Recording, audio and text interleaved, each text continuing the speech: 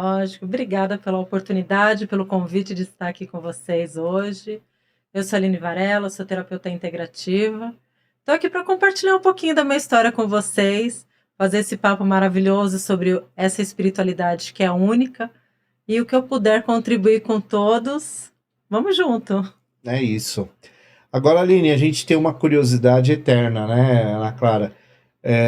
Você está aqui por uma razão que é em função da tua caminhada espiritual, das coisas que você vem construindo como ser humano. E, ao mesmo tempo, isso tudo teve uma origem, que provavelmente foi na sua infância que você começa a trilhar um pouco essa sua perspectiva, né, espiritual. Conta para nós, você já vem de uma família que tinha essa leitura universalista, de compreensão de Deus, espiritualidade, ou não? Como é que foi a tua infância? Nossa, que pergunta, né? Então vamos lá. Sou neta de avós de católicos de joelho roxo, como dizia a vovó, né? Que todo domingo estava lá na igreja. Então, venho de uma formação totalmente católica. E os meus pais, neste meio de caminho, eles transitavam um pouco entre o espiritismo, entre umbanda, cirurgias espirituais, mas sempre retornavam para o núcleo do catolicismo, porque era a origem da família, né? Certo. E com o tempo, isso daí já numa base de uns 13 anos que eu deveria ter, os meus pais se tornaram testemunho de Jeová. E eu fiquei perdida, né, na história.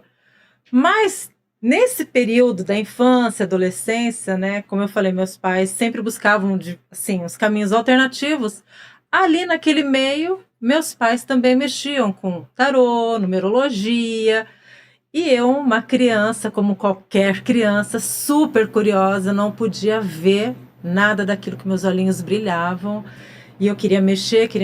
Então, o meu pai, ali naqueles primeiros momentos, ele me ensinava o significado, aos poucos, do baralho, do tarô mesmo, né?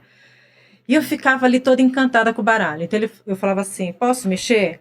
Aí ele falava assim, pode. Aí, do jeito que ele me ensinava, eu mexia, mas criança, deixava de mão, vida que segue.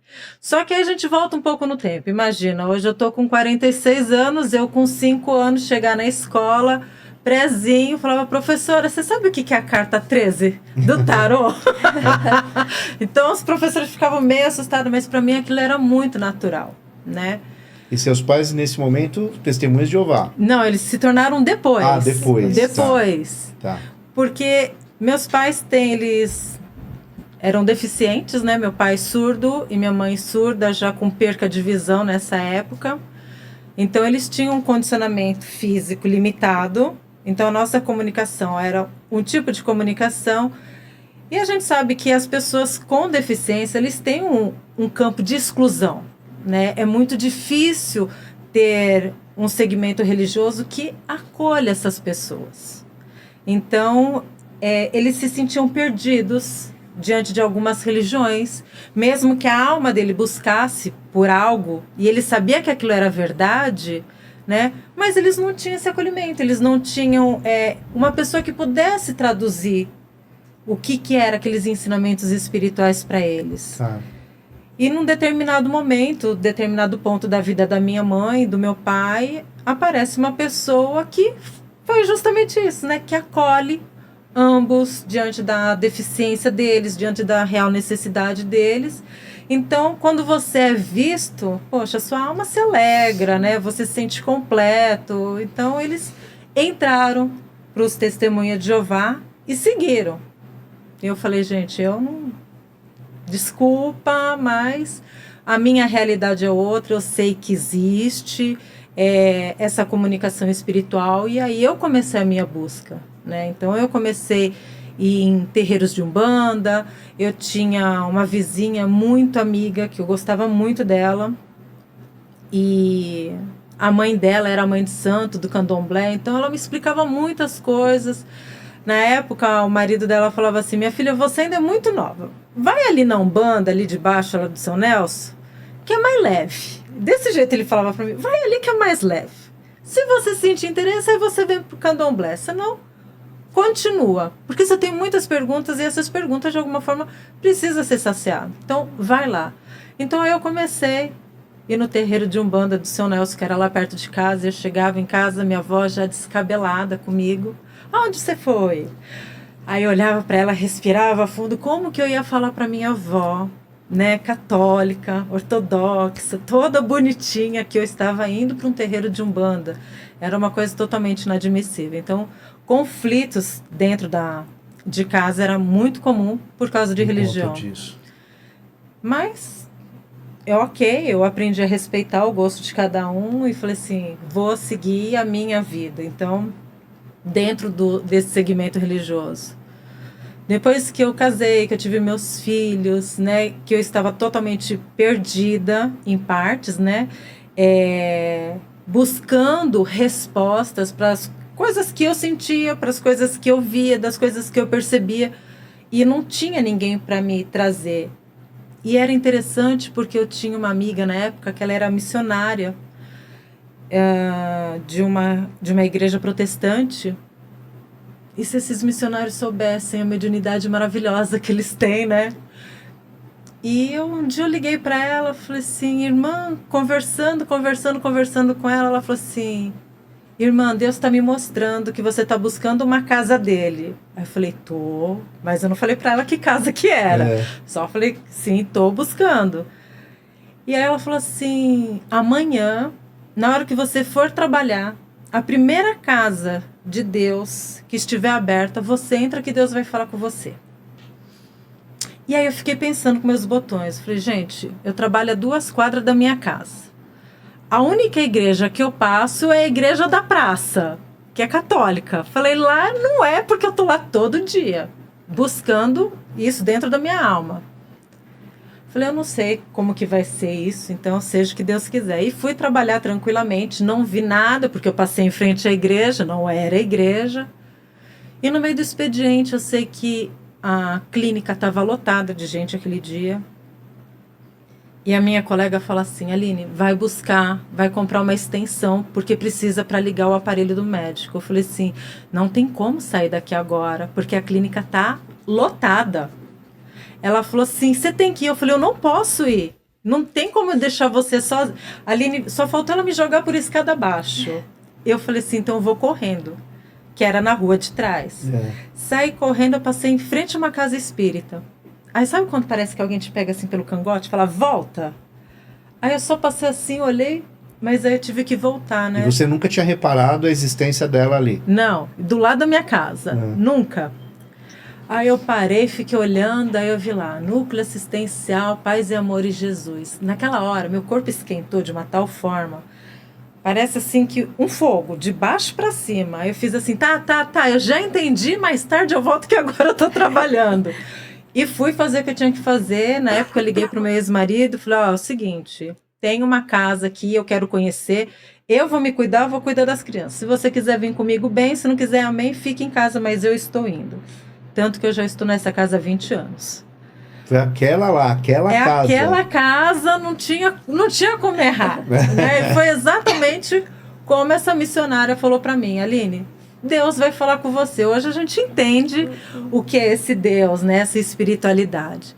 Mas foi a casa assim, que me deu muita estrutura para eu poder começar essa caminhada espiritual, que me ensinou muitas coisas e que me aprimorou ao ponto de eu falar assim, hoje eu tenho um conhecimento suficiente para eu poder fazer a minha caminhada, ajudar outras pessoas e ir em busca de algo mais. Porque a gente nunca para ali, né? Sim. Pelo menos eu não. Eu gosto sempre de estar em busca de algo mais. Porque não dá para a gente limitar os nossos pensamentos e as nossas crenças quando a gente entende que Deus, ele é um criador constante. Então, por que eu vou me contentar somente com aquilo? Sabendo que existem possibilidades de muito mais, que existem coisas além. Então, aí eu começo uma outra jornada na minha vida, daquilo que eu vinha percebendo diante de trabalhos mediúnicos na casa, daquilo que eu já estava ouvindo. E eu comecei a olhar e falei assim, não, tem coisa a mais. E aí um dia, conversando com uma amiga, ela falou assim, ai, Aline, eu preciso tanto falar uma coisa com alguém, eu preciso compartilhar isso, mas eu não sei com quem compartilhar, porque eu tenho medo de julgamento. Aí eu falei assim, uai, vamos conversar, se eu te julgar é mais uma que vai te julgar, né? Mas eu falei assim, eu acho difícil isso. Aí ela falou, eu estou vendo um ser que me acompanha. Aí eu falei, ah, tá, eu também vejo. Aí naturalizou, né? Total, eu falei, é assim, assim, assim, assado? Ele falou, como você sabe? Eu falei, ah, tá, não, porque eu já sei, eu vejo, eu presencio, dentro de trabalhos assim, às vezes dentro do meu trabalho também sinto. E aí nós começamos uma outra busca, dentro da parte de ufologia. Aí fomos para lá no centro da Mônica, agora eu não lembro o nome dela, mas é lá na Santa Cruz, Praça da Árvore, ali naquela região. Tá. E onde ela tem todo um trabalho com ufologia, né? E o que ela começou a trazer de material, tudo aquilo começou a ainda mais fazer sentido daquilo que eu estava vivenciando, das explicações que eu estava querendo respostas. Por isso que eu falei, eu nunca paro, eu sempre estou indo além daquilo que eu falo assim, não pode ser ali não é limite, tem que ter uma explicação além. E as respostas vêm. Então, a minha caminhada começa ali de um berço católico, vai transitando, amo a Umbanda, sou apaixonada pela Umbanda. Sempre que posso, estou dentro de um terreiro lá, porque acho que essa oportunidade que nós temos dessa comunicação com as entidades, mesmo que seja por 10 minutos, ela é tão valiosa para a nossa alma, que é sedenta dessa espiritualidade. Eu falo assim, é o momento que a gente se reabastece. Sim. Né? Então, eu começo a olhar para todas as religiões como se eu desse 2, 3 passos para trás para olhar todas elas do lado de fora e ver a maravilha que cada uma carrega e o que cada uma realmente leva de benefício para a humanidade. Não tem como eu falar assim, o que leva de benefício para mim. Não, porque elas estão ali com um propósito. Para servir quem? Servir a sociedade, servir a comunidade planetária, né? E eu faço parte dessa comunidade. Então, quando eu consigo abraçar todas, né, no seu potencial, no seu melhor, porque todas as religiões são falhas, a gente sabe disso, porque é feita por homens. Né? São santas e pecadoras, né? Totais. Então não tem como falar assim, não, porque aquela casa religiosa, ou meu centro, ou aquele terreno. Gente, não adianta. Tem seres humanos, é falível, vai ter erro, vai ter tudo lá dentro. Não existe um ser perfeito que fala assim, eu tenho essa integridade. Para mim, as pessoas que são íntegras são os avatares que passaram pela Terra e já voltaram para casa. Chico, Madre Teresa, para mim são grandes avatares que vieram realmente com um propósito similar do Cristo para realmente falar, olha, vocês não estão sozinhos, continua fazendo que dá certo, continua. Então, enquanto não tem avatar, é todo mundo de igual, né? Sim. Infelizmente ainda tem pessoas que vestem a camisa de eu sou o todo-poderoso, acima de mim, ninguém, né? E tem bastante, né? Tem, infelizmente tem bastante.